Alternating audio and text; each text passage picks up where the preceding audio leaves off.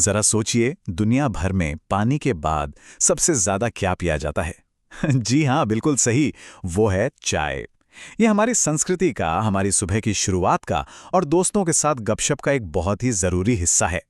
पर क्या हो अगर यही आदत, जो हमें इतना आराम देती है, धीरे धीरे एक समस्या बनने लगे? तो चलिए, आज हम इसी सवाल की तह तक चलते हैं। क्या ये आदत, जिसे हम इतना अच्छा और हेल्दी मानते हैं, असल में अपने अंदर कुछ छुपे हुए नुकसान भी रखती है?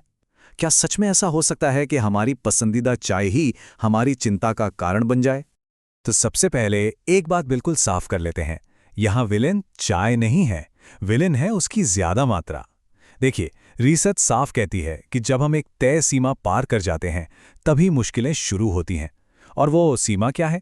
रोज के लगभग 3 से 4 कप। तो चलिए अब जरा और गहराई में उतरते हैं। हम उन 8 संभावित साइड इफेक्ट्स पर नजर डालेंगे जो जरूरत से ज्यादा चाय पीने से जुड़े हैं। यह समझना वाकई दिलचस्प है कि कैसे कोई अच्छी चीज भी जब हद से ज्यादा हो जाए तो नुकसान पहुंचा सकती है। तो ये रही वो लिस्ट।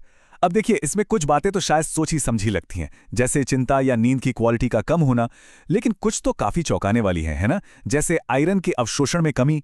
इसका सीधा मतलब है कि हमारा शरीर खाने से पूरा पोषण नहीं ले पा रहा है। या फिर गर्भावस्था में जटिलताएं, ये तो इसे और भी गंभीर बना देता है। और ये सब सीधे तौर पर जरूरत से ज्यादा चाय पीने से जुड़े हैं। तो सवाल यह है कि इन सब परेशानियों के पीछे हैं कौन?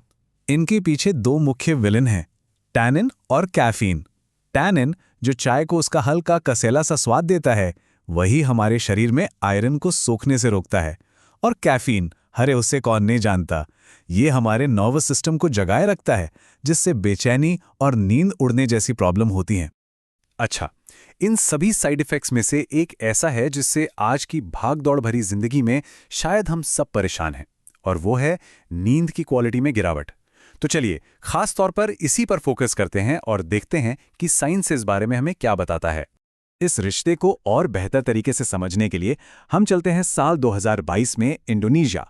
वहां एक साइंटिफिक स्टडी हुई जिसमें वैज्ञानिकों ने 104 लोगों की चाय पीने की आदतों और उनकी नींद के पैटर्न को, आप कह सकते हैं, एक माइक्रोस्कोप के नीचे रखकर परखा।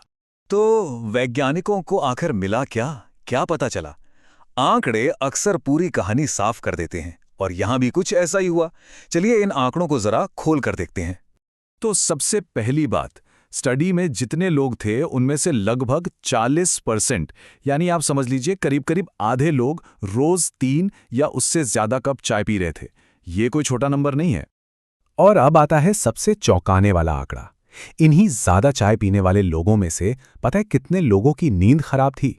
लगभग 72%। मतलब कनेक्शन एकदम साफ दिख रहा था।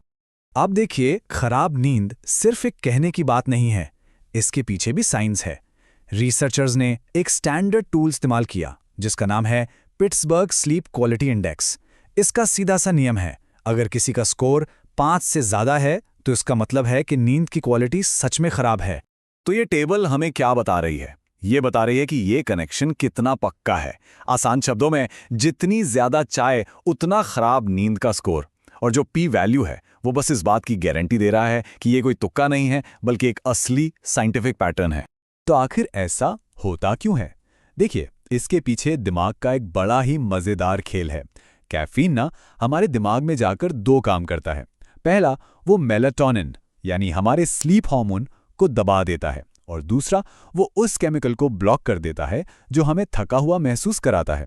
तो नतीजा क्या होता है? हमारा शरीर तो थक कर चूर है, पर दिमाग कहता है अरे पार्टी तो अभी बाकी है। तो अब सवाल ये उठता है कि क्या करें? क्या अपनी पसंदीदा चाय पीना छोड़ दें? अरे नहीं, बिल्कुल नहीं। जवाब है बैलेंस में, संतुलन में। तो चलिए देखते हैं कि हम चाय का मजा कैसे ले सकते हैं, वो भी बिना किसी परेशानी के। और इसके लिए बस 4 सिंपल से रूल हैं। रूल नंबर 1, अपनी लिमिट जाने, मतलब दिन में 3 कप बस। रूल नंबर 2, घड़ी देखिए और सोने से कम 6 घंटे पहले कैफीन को बाय बाय बोल दीजिए। रूल नंबर 3, अपने शरीर की सुनिए, अगर वो कह रहा है कि बस तो मतलब बस। और आखिरी रूल नंबर 4, शाम को क्यों ना कुछ और ट्राई किया जाए, जैसे कोई बढ़िया सी कैफीन फ्री हर्बल टी। तो देखा आपने, ये सारी बातें हमें सिर्फ एक चीज सिखाती हैं, जानकारी ही बचाव है। चाय वाकई में एक कमाल की चीज है, इसमें कोई दो राय नहीं।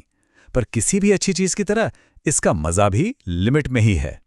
तो अब जब सारे फैक्ट्स हमारे सामने हैं, तो शायद हम सब अपनी चाय की आदत को एक नई और ज़्यादा समझदारी भरी नज़र से देखेंगे।